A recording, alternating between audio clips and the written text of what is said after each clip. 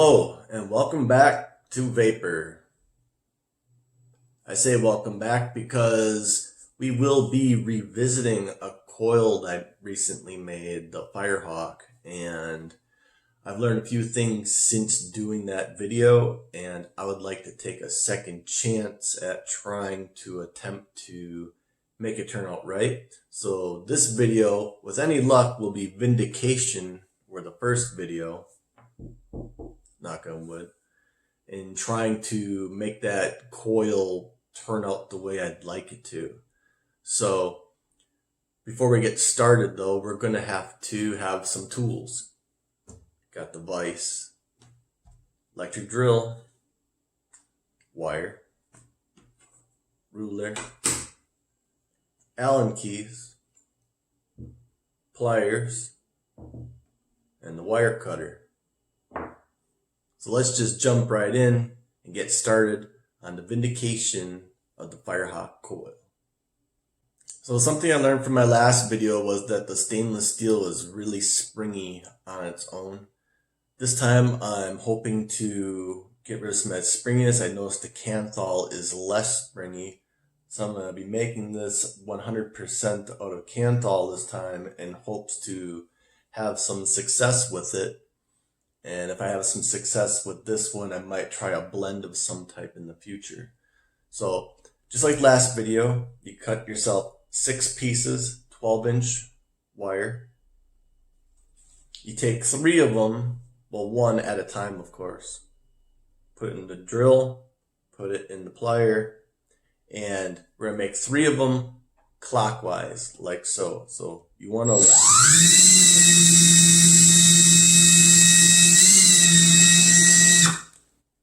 do just enough where it straightens it out. You'll see a little bit of a pattern starting to form in the wire. It's going to be kind of indistinguishable because it's very slight. So keep your wires separated. Your 3 clockwise wires need to be kept separate from your 3 counterclockwise wires. And there's a reason for that, and I'll show you later. But that's the first step. You make 3 of these clockwise twisted, and then you make 3 more that are counterclockwise twisted, and I'll be back when I'm done with mine to show you the next step. Okay, so now I've finished twisting my wires, 3 of them, clockwise. And on my left side, I finished spinning 3 of them counterclockwise. Reason why you do that is these clockwise twisted wires, when 3 of them are twisted together to make 1 wire, you do it counterclockwise. So the clockwise wires are spun together counterclockwise. Whereas the wires are spun counterclockwise, when they're spun together, 3 going into 1, you spin those clockwise. And the reason why you do that is because the wires will twist together so much tighter and evenly. It just turns out that much better for the end product. So next step, we're going to go down low, have everything all hooked up in the vise and the drill, and start twisting those wires together. So I'll see you there. Okay, as you can see, I have my 3 wires put together. On one end they're fixed in my vise, and the other end they're fixed in the chuck of my drill. I will now be spinning these clockwise because they were spun individually counterclockwise. So see if I can keep this in focus. There we go. Yeah, let's begin.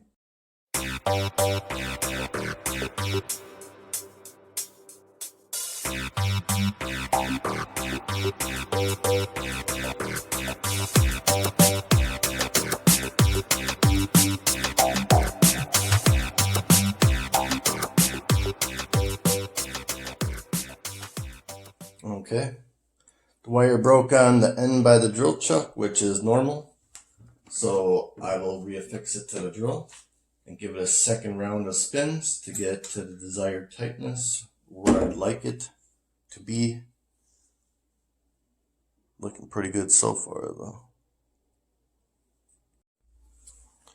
Alright, now that it's reaffixed in my drill for the second part of the twisting, we can now begin.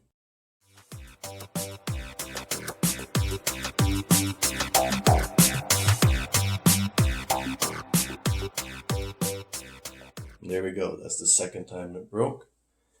And it is looking pretty damn good. Alright, so I'm going to repeat the process with the other wires. The other three that were individually spun clockwise will now be joined together and spun counterclockwise. Won't make you sit through that video because it'd be pretty much the same thing as this one. So next point will be the down low when I look at them with the macro lens. Alright, here's the down low. I got them both twisted up. It was not an easy task though. Seems that Kanthal is quite a bit more brittle than stainless steel and a little bit more finicky.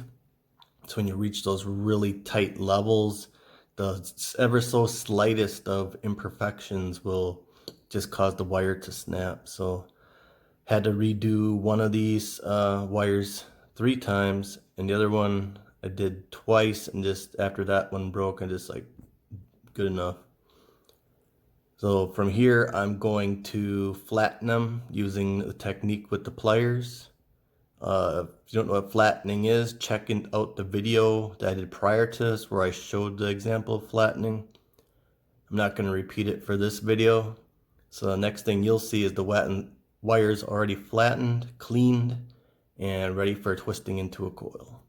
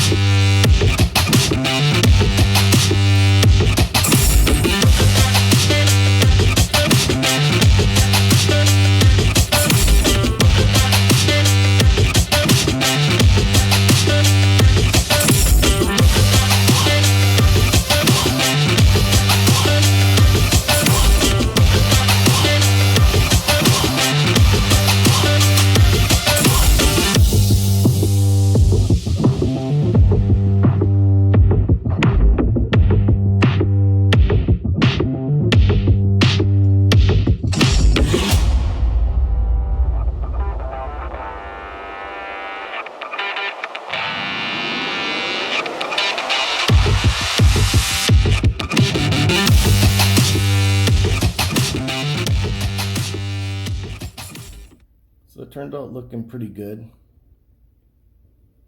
I think I should use the bigger wire than the 26 for the spacing though.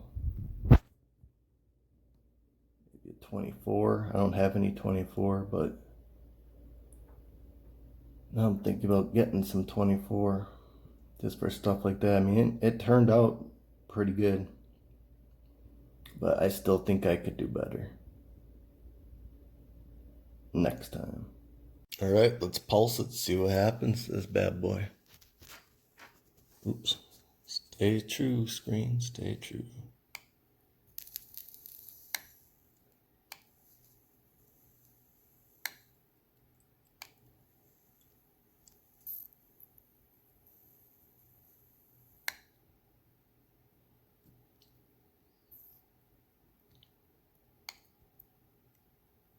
Oh yeah, that looks awesome.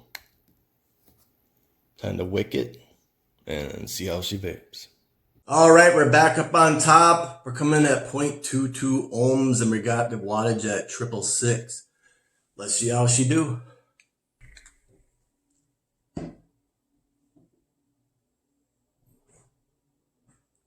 This thing is a cloud beast. What they want, Hulk smash. What they need, Hulk smash. I will never lose, I'm a beast. Hulk smash. If you want it, Hulk smash. It turned out really good this time. Really good. It's pretty awesome. Oh yeah. All right, so let's take a second pull on this and see if it's any better.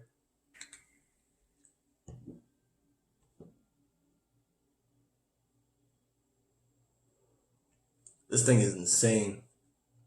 The flavor is popping on it. It turned out much better this time.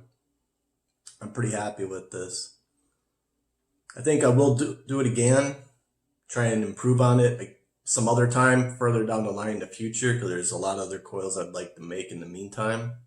But I'm going to count this one as a win. It's pretty good. So I hope you enjoyed today's video. Hope you also enjoyed the fact that I put in a little extra time to try and do that coil correctly over the first video. And if you liked it, smash the like button, hit the notification bell for when any other videos drop. And until next time, you know what to do. Later, vapors.